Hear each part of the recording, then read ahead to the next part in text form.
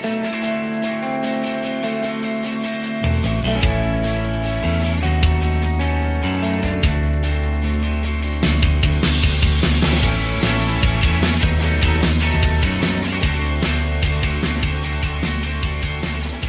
everyone, I'm Daria Lawson and welcome to another episode of Decomposing.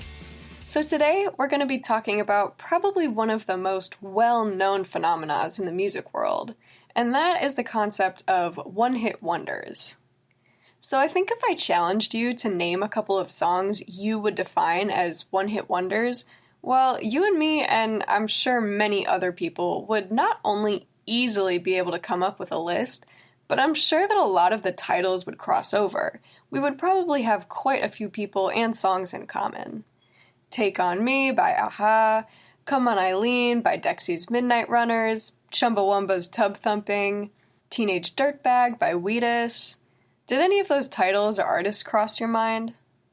This is essentially one way to define the concept itself, being a single, well known amongst a wide group of people, but more importantly, on top of that, it's a song that experienced such substantial commercial and sometimes critical success that it reached an audience so vast and so quick on a singular occasion that the individual is often known for that song and that song only.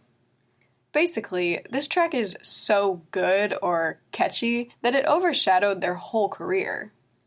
These songs are really interesting because they all end up having this kind of legacy, sometimes in an admirable way, sometimes in a less serious, kind of comedic way. One-hit wonders are really just pop songs too, aren't they? Or at least they all end up being pop songs, or songs that are popular, which kind of has been redefined these days. Songs of all genres can enter the one-hit wonder category, but because of their extreme success, they end up being known as pop singles. This is why we don't really see many one-hit wonders within smaller sectors of music. They're just too big to stay in that lane. Everything enters the pop genre once it starts becoming huge.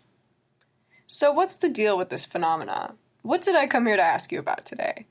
Well, one-hit wonders are fun, widely liked tracks, aren't they? Well, for an audience, sure. But have you ever thought about what a one-hit wonder means to artists? What is wrong about the effects of one-hit wonders if the artists responsible for them get to enjoy essentially a big cash-in and a sudden massive audience at their feet? Well, there are both good and bad things about the label one-hit wonder, and we're going to talk about how that title could affect the future of an artist and question the actual relevance of the phenomena in the music world today. So, as mentioned, a one-hit wonder can be a good thing. You know, suddenly you've hit the big time, and despite not being given much attention in the industry in the future, sometimes this singular hit is able to provide artists with a substantial income that allows them to only need to rely on that check for the rest of their life. But then again, as a musician, the goal is really to love and create music, so despite being financially satisfied, that doesn't mean you necessarily are artistically. Okay, well maybe by having this hit, it separates the followers from the real dedicated cult fan base that artists were after in the beginning. This could be a good outcome. You're able to tell at your shows who you're really creating your music for, and not to just be another name to keep up with in the pop world. Some one-hit wonders are deemed comedic references or kind of a public joke rather than a celebration of true musical artistry. Well, this isn't always bad either. Some artists, who are really good sports, don't mind a laugh and don't have a problem with that sort of fame, and feed into the good fun of the song's popularity, proud of their fame, whatever it may be.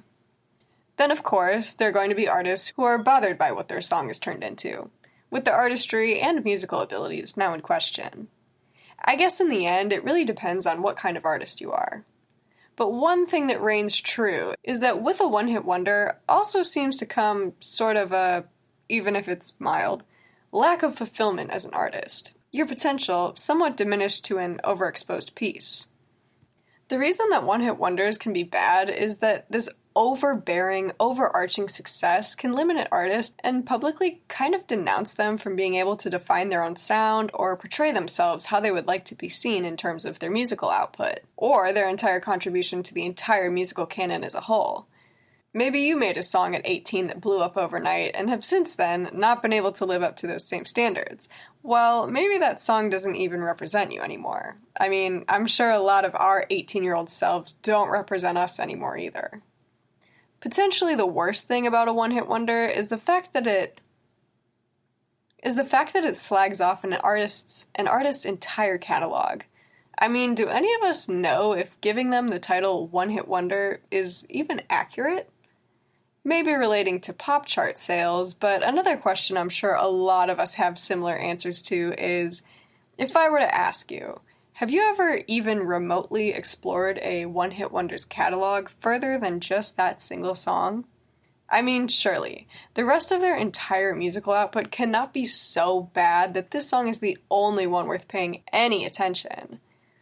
No, maybe not every song is as poppy, as enjoyable, or as unique as the one-hit wonder, but I'm sure there's some hidden gems out there. Maybe even a potential favorite new song of yours is hiding in the depths of their catalog, and we'd never know because it's so much easier to label them and go without considering.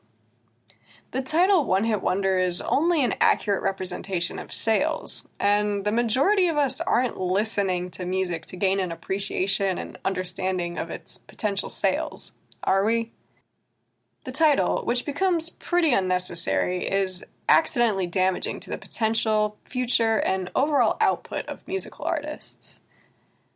The last thing in question about one-hit wonders is their definition in general. We've explained that artists are labeled this based on sales and public familiarity, but just how many sales or how many people need to know their song to make them fit this title? In the definition of one-hit wonder, the second line states that sometimes artists dubbed one-hit wonders in a particular country have had great success in other countries, which kind of pulls apart the fabric of what it means to be a one-hit wonder. I mean, for example, think of Wonderwall by Oasis. Even if you think you don't know the song, trust me, you know it.